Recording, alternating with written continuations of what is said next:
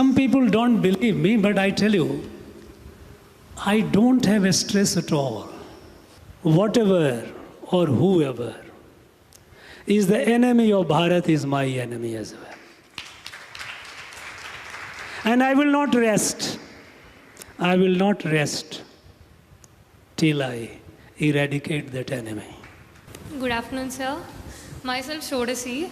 Sir, how could you handle the stressful situations in your experience, sir? Could you let us know a few things? Shreyasi, yeah? Shodasi. Shodasi, okay, Shodasi. Shodasi asked me a question. How do I manage, she used the word handle my stress. You know, if you have one more question, you can stand, otherwise you can sit, I will respond. You don't have to keep standing, relax and listen. You know, some people don't believe me, but I tell you, I don't have a stress at all.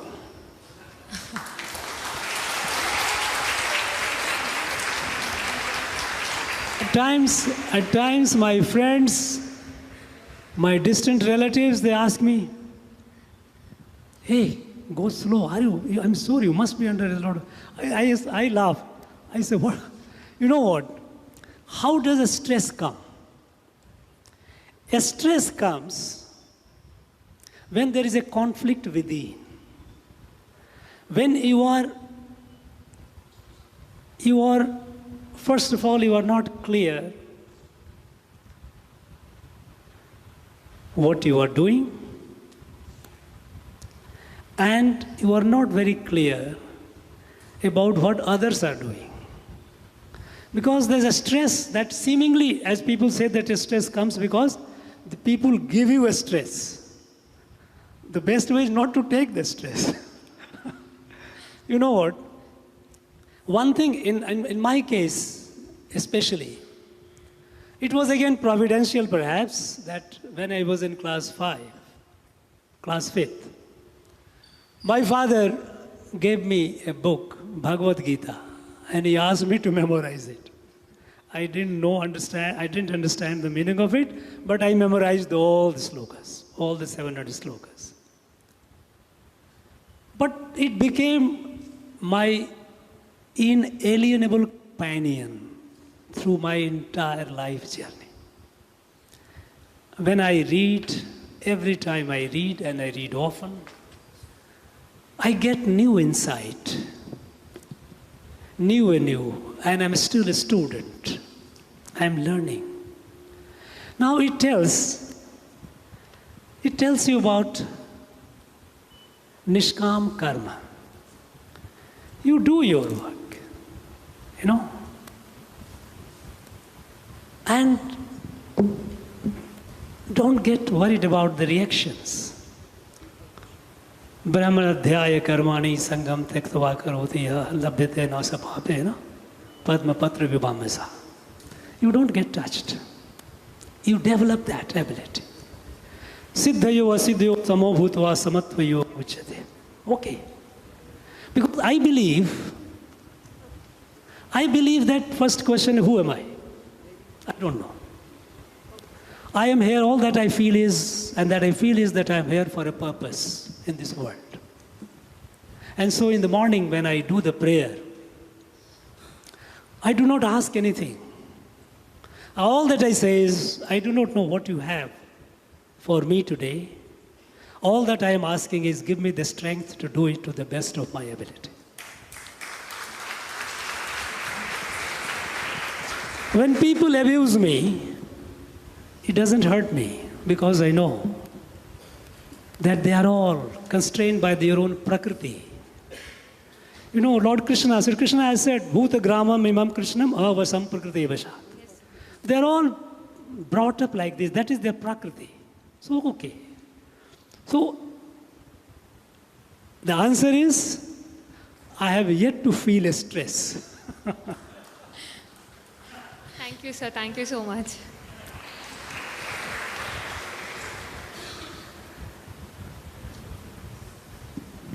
Good afternoon, sir. Good afternoon, sir. Myself Rishi from CSE department, sir. My question is that I want you to express your views of our ancient education system and its relevance to current education system, sir. You know, this ancient education system that we talk about,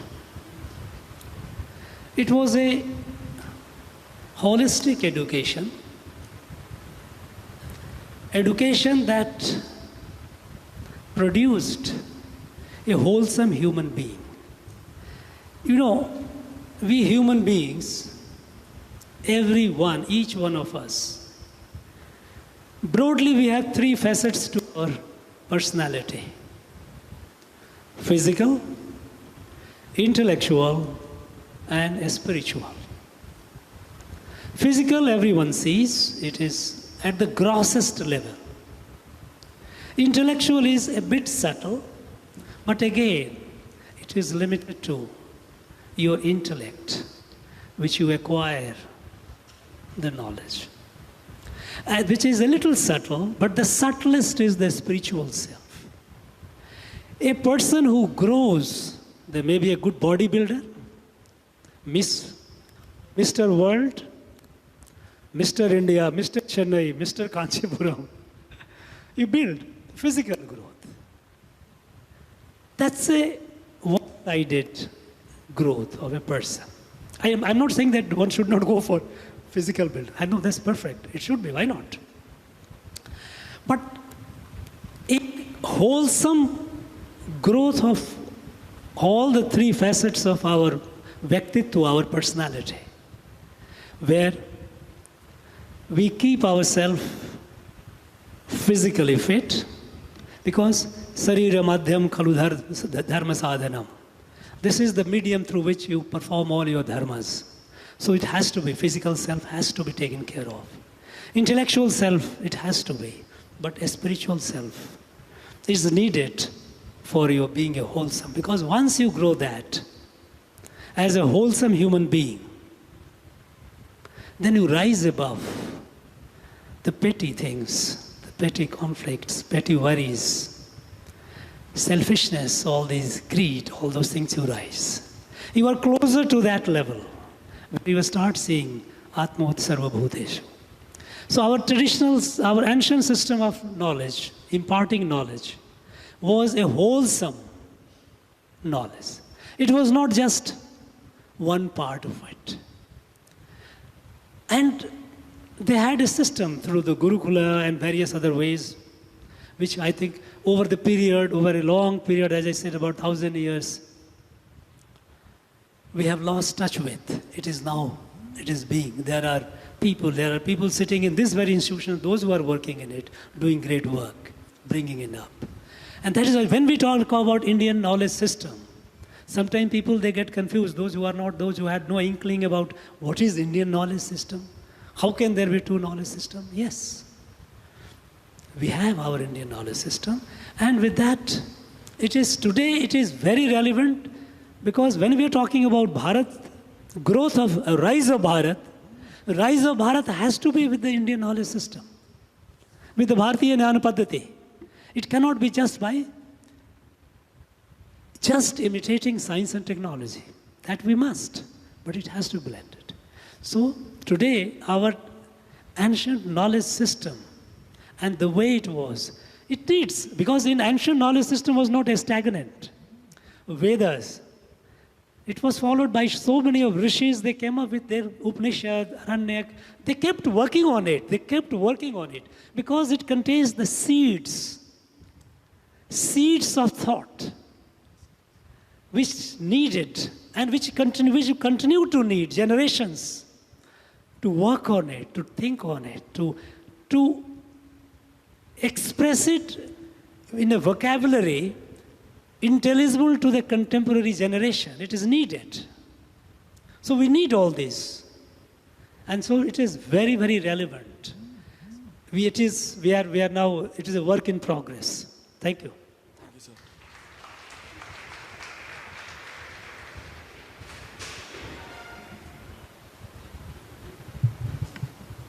Good afternoon, sir. Myself Srilasya.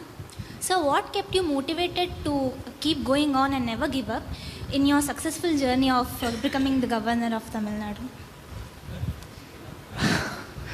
No, first thing is, what kept me going through my life? Well, initially, as a young student, there was something, as all of us, we do it, that we have some goal to achieve. We achieve it, try to achieve. By the time you achieve, you have a next goal to achieve. But at some point in life, I realized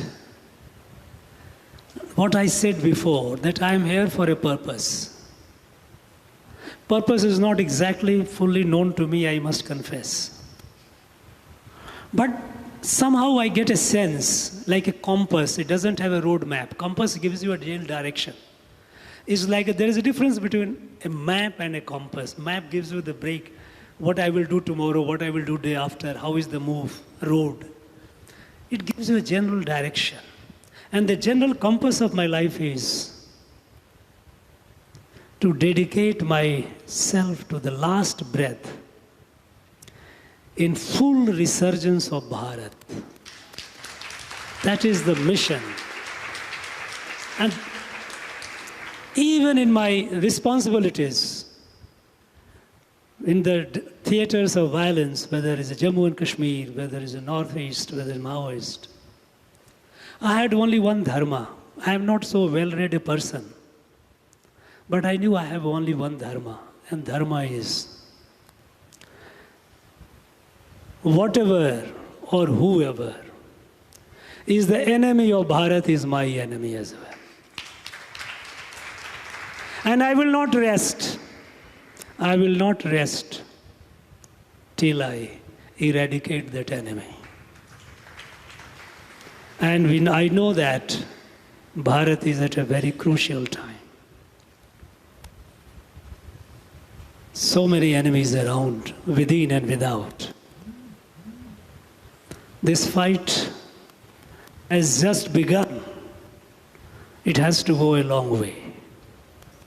And in this fight, I must play my role, whatever I can. And that's why I said, in the morning after, when I go to my home temple, all that I say is, as I told, I do not know what you have in mind for me to do today.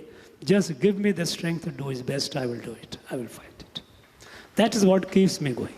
Thank you. Thank you for sharing your inspirational thoughts, sir. Thank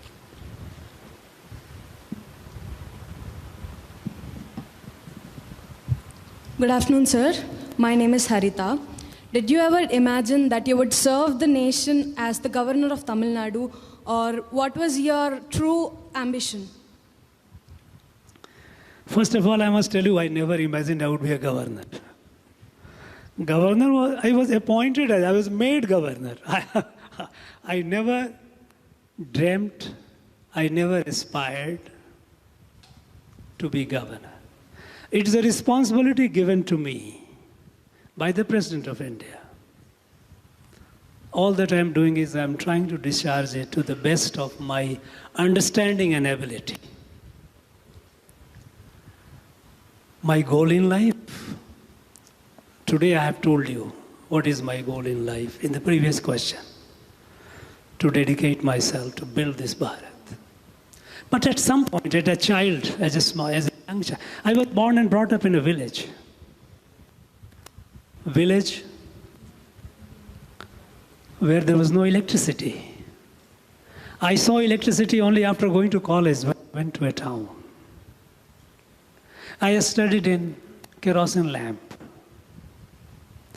Every day cleaning the glass. I don't have seen even today. But yes. I had my schools about 8 kilometers away without road. I used to run to my school. And when I slept on the rooftop in the night, of course in the night when I slept, and I looked at the stars, my goal was to reach the stars, to see what is that? What are these? The curiosity. And so I pursued the career in physics to be an astrophysicist. But perhaps as the divine mandated, at some point of time, I got another way and I got into administration. And since then, I have been doing whatever responsibility comes in my way. That's all. Thank you. Thank you, sir. Thank you, sir. Special thanks to Honorable Governor of Tamil Nadu for accepting our invitation and interacting with the students. That's all? Okay. Thank you very much, all the students. Do well. You must realize, each one of you, I'm addressing the student. Each one of you, you must realize you have a huge responsibility on your shoulder. Here you might be in a group. You are in a group. You see there are so many. That's only so long you are here in this Gurukul, you are studying. But each one of you must realize that you have a great responsibility towards building this country. And when I meet the young students, I often tell, being the Chancellor of State Universities, I very often meet the students.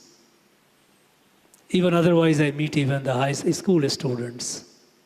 I tell the students one thing, that many of you are not aware of your own potential.